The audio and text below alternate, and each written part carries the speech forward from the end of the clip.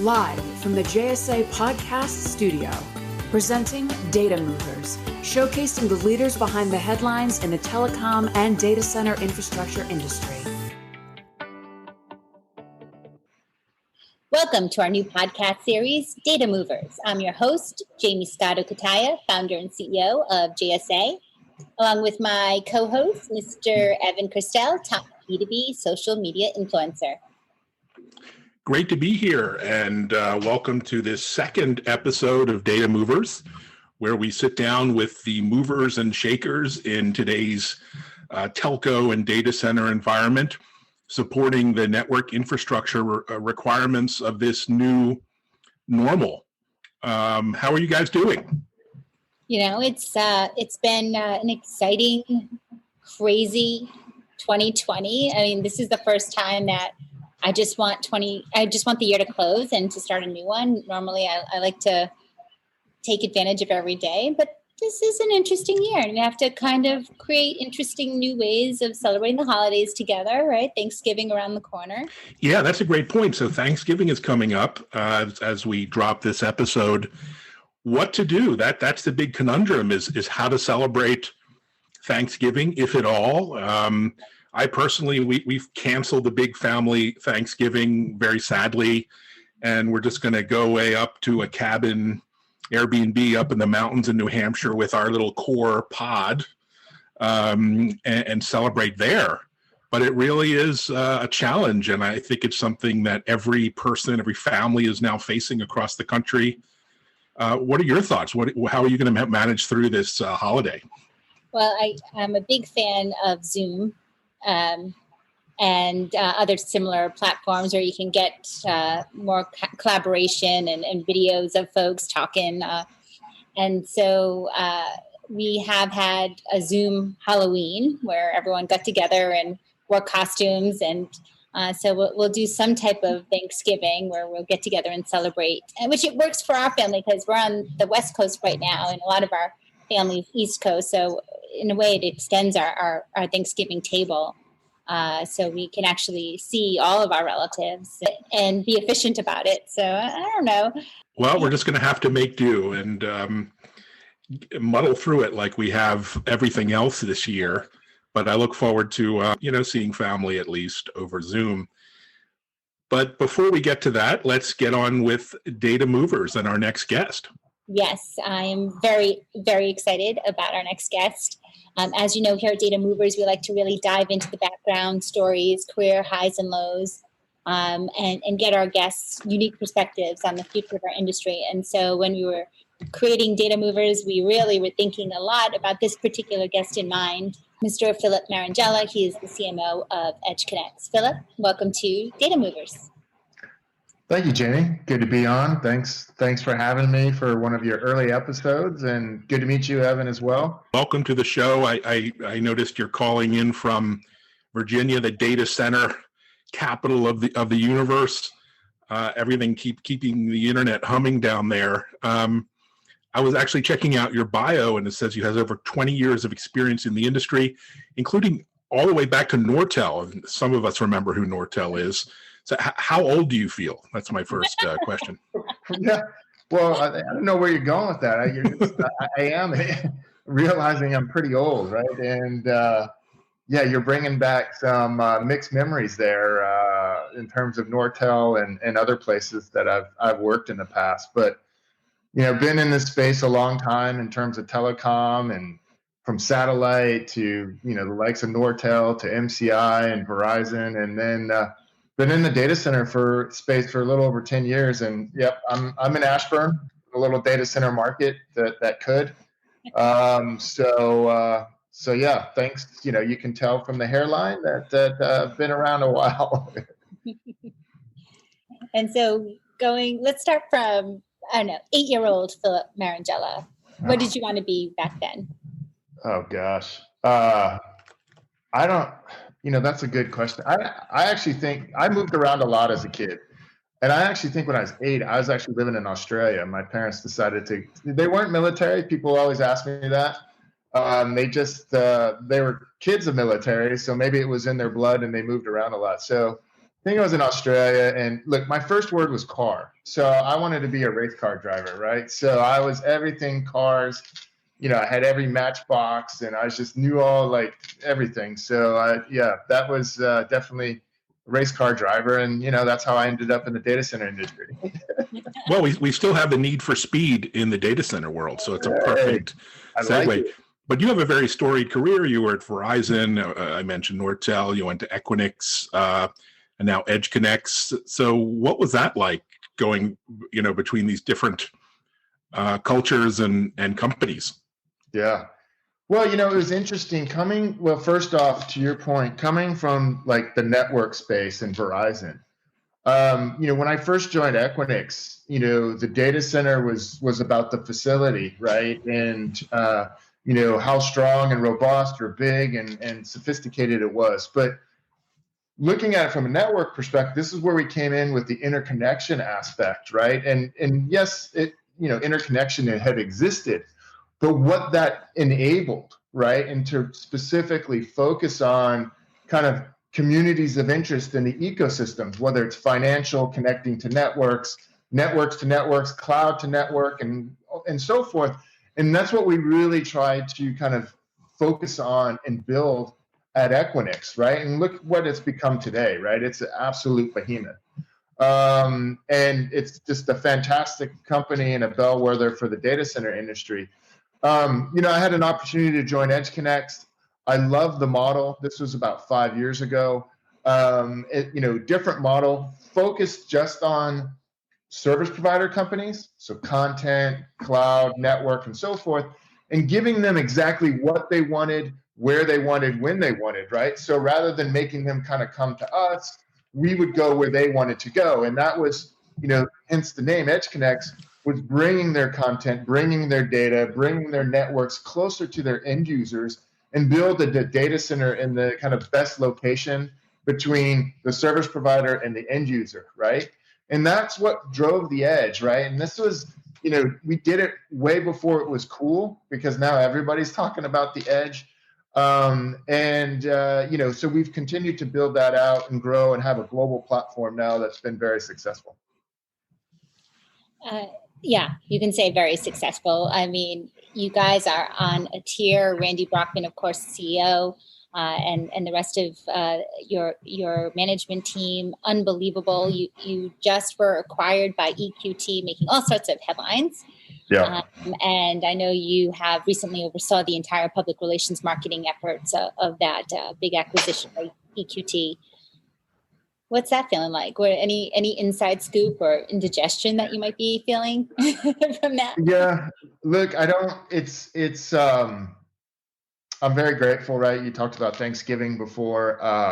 Going back to that, I'll just say, I'm sure there's a lot of people that are happy that they can't travel for Thanksgiving. You hear all the horror stories around the family dinners and so forth. So it might be, beneficial for the continuity of some family relationships if they can, if you have to stay at home. So, but again, very thankful for the success we have had and continue to have, particularly during COVID, right, when so many people have struggled and suffered and so forth. And I think the data center industry overall has proven itself beyond resilient and is essential to enable what we're doing today, right? Whether it's working from home, studying from home, gaming, streaming, everything, right?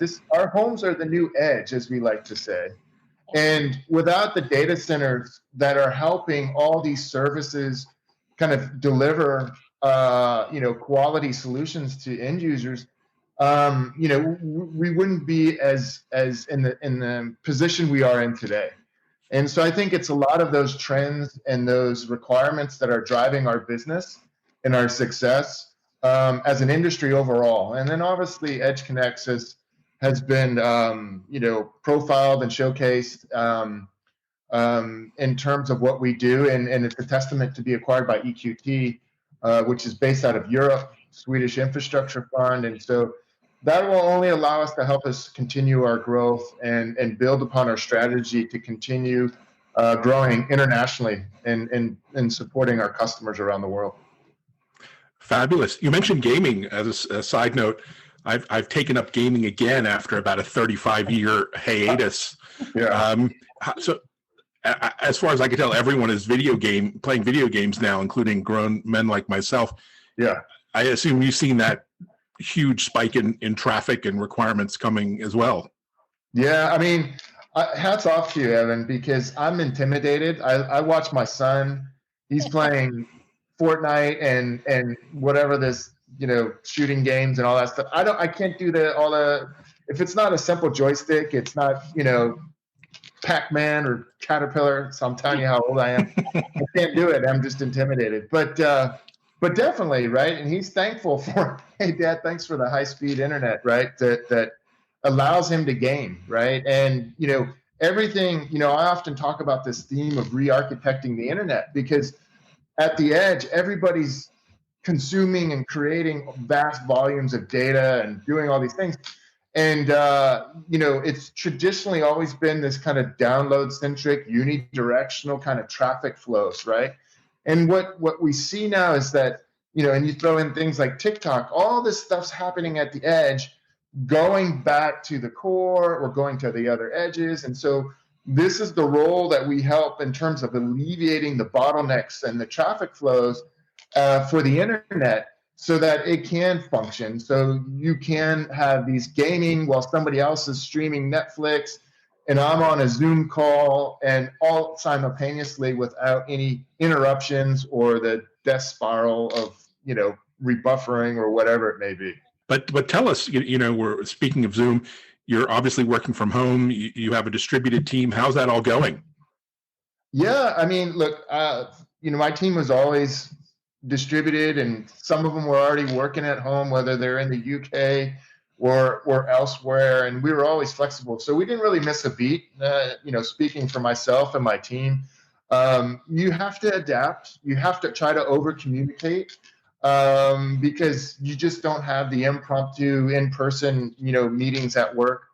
But I was a road warrior to start with. I was always traveling. I would see Jamie, whether it's in Hawaii at PTC or some other event. And so I was traveling a ton. So I'll be honest with you, it took a little while to get used to it, but I'm actually happy not getting on that plane every other week and flying, and I'm a big dude, so I'm not cramped in premium economy, as they like to call it, which is still very small for me. But so I'm enjoying working from home, to be honest, and getting more family time and kind of work-life balance. Yeah, premium economy. That's what I call COVID light. So I don't miss that either. So tell us, just do you have any funny or embarrassing Zoom moments that you can share with the audience? Well, nothing like you've heard of recently. Let's be clear. That'd be horrific. But I do remember I had to do like a panel, and I thought I was joining a preparation call for the panel, which was going to happen at a later date. So, and it was one that was taking place in Europe, so it was extremely early our time on a holiday weekend, right? So, waking up 15 minutes before, rolling into that and realizing, no, this is the panel. So I had to go on dark for a little bit and just say, oh, my, video's not working. Let me check before, and, properly get dressed. And fortunately I didn't have to comb my hair, but it, yeah. And I don't even know what I said. So I just didn't watch it and just prayed that I didn't put my foot in it. Well, I'll tell you, working on Zoom, distributed workforces, of course, the bandwidth needs with gaming and others. Tell us your thoughts on how COVID might continue to impact the industry as we push forward. So good question. I mean, look, they just came out and said, that they got a vaccine that fingers crossed, 90% effective. So hopefully that plays out, and we can get back to whatever normal that is. But that said, right, I think many of the trends we were already seeing were driving tremendous demand and growth in the data center space. I think what COVID did is just accelerated and exacerbated the digital transformation that many enterprises were already planning to undertake. And the migration to cloud is just rapidly growing, And, some of these, but you already had other technologies, right? Industrial Internet of Things, autonomous vehicles, smart cities, all these things were driving the need and demand for more network, more data centers, more connectivity, and all that kind of stuff. And it just accelerated. And whether or not this vaccine proves, the savior, and we can kind of get back to our normal lives, I think you're going to see a lot more people continue to work from home, because you're still remaining productive, right? And, the savings from having and the headache of trying to go to work, I don't know if we're going to have events like we used to do, Jamie. Like, to be honest, there's man, that was a lot of travel, a lot of headaches and so forth. And, people are quickly adapting. I think, so even if, there is a vaccine and COVID goes away, I think we've kind of changed forever in many respects of how we work, how we interact, and how we go about our business. I don't know what you're seeing and you and Evan, but certainly for us, this is kind of going to continue in many respects the way it is. Yeah, but thanks for throwing out that PTC Hawaii reference. That usually happens in January. That was a nice little reflection on an event that who knows when will come back. For folks on video, they may caught a glimpse of a lot of bracelets you're wearing. Is that like a lot of hats? Yeah. Philip, what's the significance of that? Look, like I said, I travel a lot, and, it was just, I got one for each family member, and it just reminds me of them when I'm on the road and whatever. I think it's kind of cool or hip, whatever. I got these in Costa Rica. They're called Pura Vida bracelets. So they're cool. So I don't know.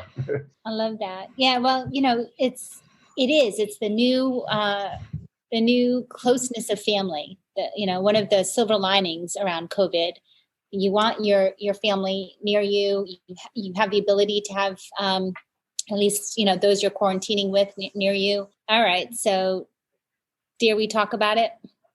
Any thoughts on how the election or non-election, I don't know, it's somewhat election, how is that impacting our industry and our future, good, bad, otherwise? Do we want to talk about this?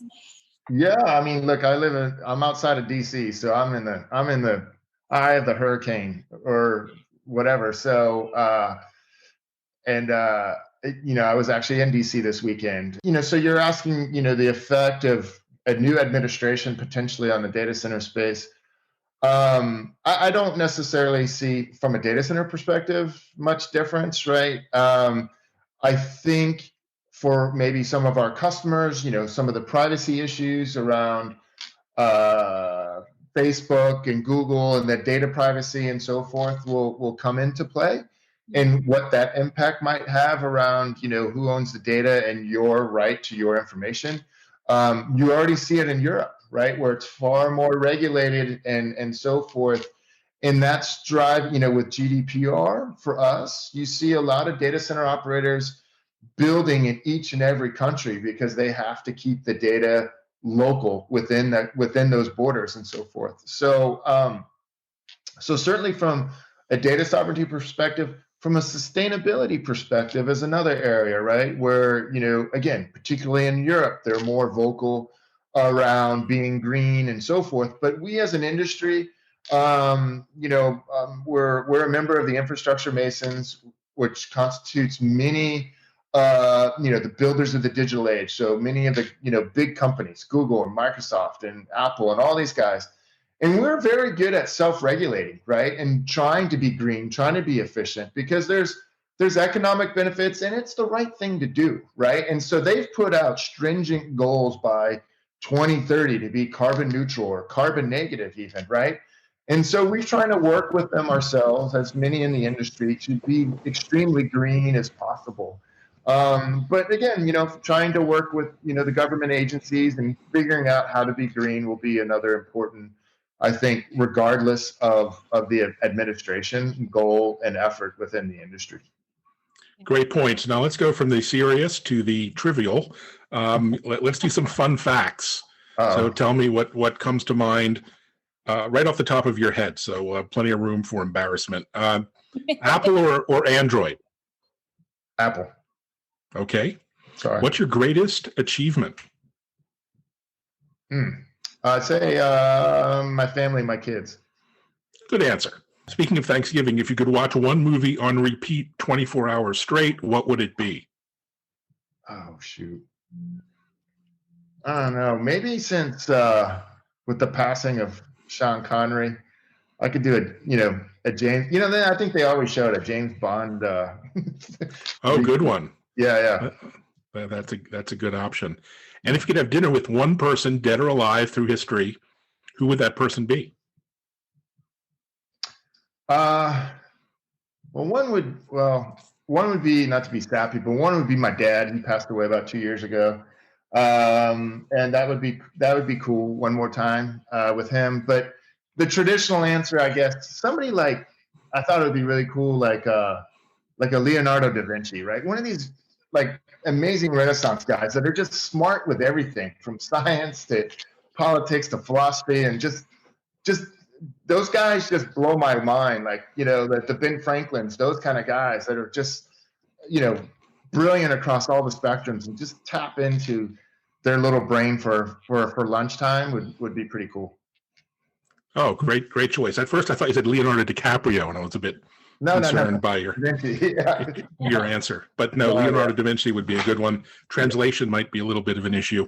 Yeah. But in all seriousness, thanks so much for joining us, Philip. We really look forward to watching your success, and you and your team's mission is really important, particularly in this time as we're glued to screens at home, and really broadband and digital is literally like become life and death and a reality for us all. So Thanks so much, and good luck with the holidays.